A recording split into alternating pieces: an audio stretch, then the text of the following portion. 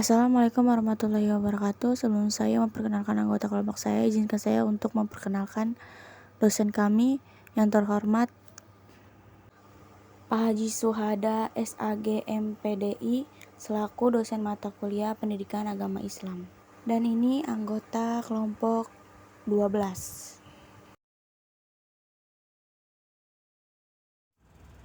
Pengertian Islam. Islam memiliki pengertian dalam beberapa hal, yakni sebagai berikut. Islam menurut bahasa. Islam menurut bahasa memiliki beberapa arti dalam bahasa Arab.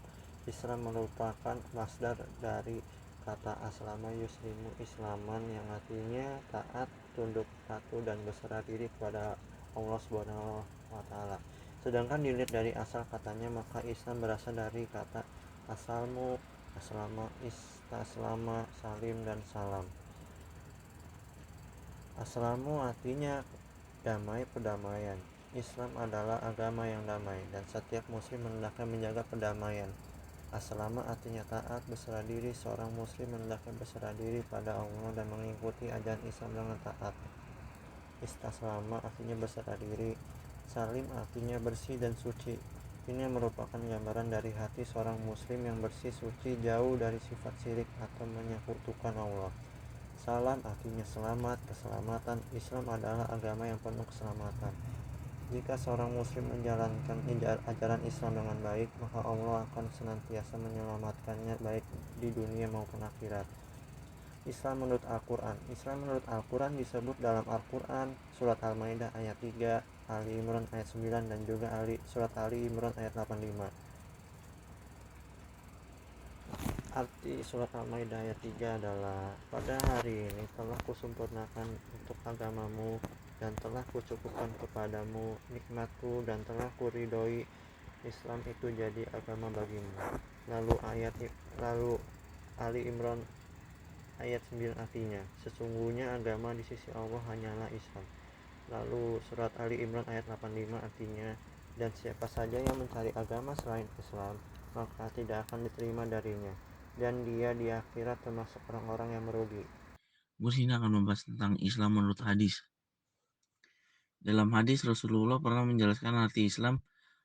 Hadis tersebut terkenal sebagai hadis Jibril karena saat itu malaikat Jibril dengan wujud laki-laki datang dan menemui Rasulullah.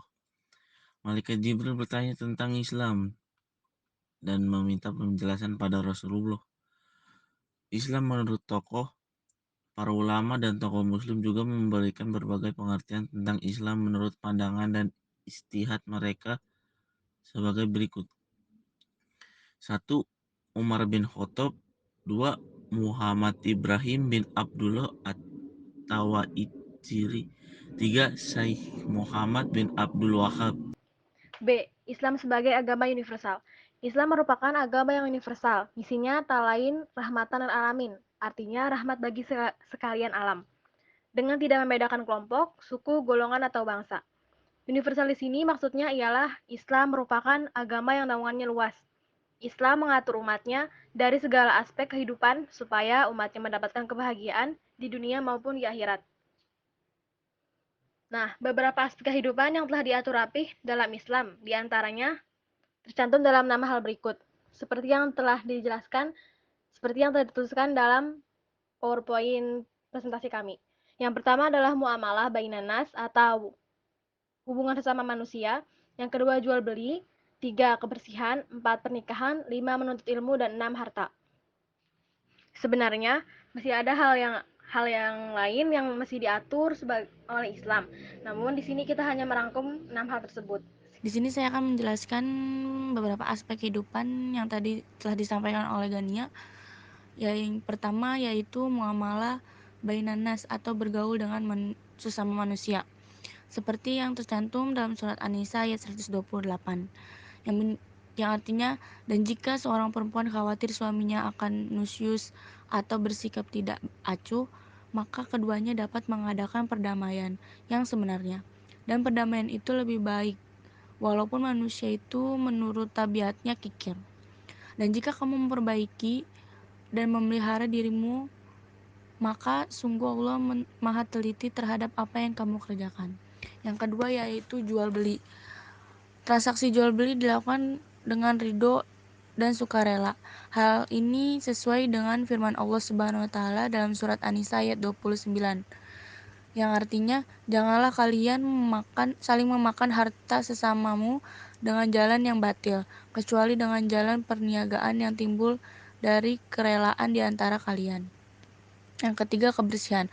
Ayat Al-Quran yang menjelaskan bahwa Allah menyukai orang-orang bersih sebagaimana bunyi ayat 108 surat At-Taubah, yang artinya, janganlah kamu bersembahyang dalam masjid itu selama-lamanya. Sesungguhnya masjid yang didirikan atas dasar takwa sejak hari pertama adalah lebih patut kamu sholat di dalamnya. Di dalamnya masjid itu ada orang-orang yang ingin membersihkan diri, dan sesungguhnya Allah menyukai orang-orang yang bersih. Yang keempat, pernikahan. Salah satu surat yang menjelaskan tentang pernikahan yakni surat An-Nisa ayat 128. Yang kelima, ilmu, yang berada dalam hadis riwayat Muslim yang berbunyi, barang siapa yang menempuh jalan mencari ilmu, maka Allah mudahkan baginya jalan ke surga. Yang keenam, harta, yang dijelaskan dalam surat Al-Baqarah ayat 280, yang artinya, dan jika orang berutang itu dalam kesulitan, maka berilah tenggang waktu sampai dia memperoleh kelapangan, dan jika kamu menyedekahkan, itu lebih baik bagimu jika kamu mengetahui. Kesimpulan dari materi ini yaitu Islam disebut sebagai agama yang universal karena Islam merupakan rahmatan lil alamin atau rahmat untuk seluruh semesta. Dan Islam disebut sebagai agama yang universal karena Islam merupakan agama yang mengatur semua aspek kehidupan yang dijalani umat muslim. Sekian penjelasan materi dari kelompok kami, kurang lebihnya mohon maaf. Wassalamualaikum warahmatullahi wabarakatuh.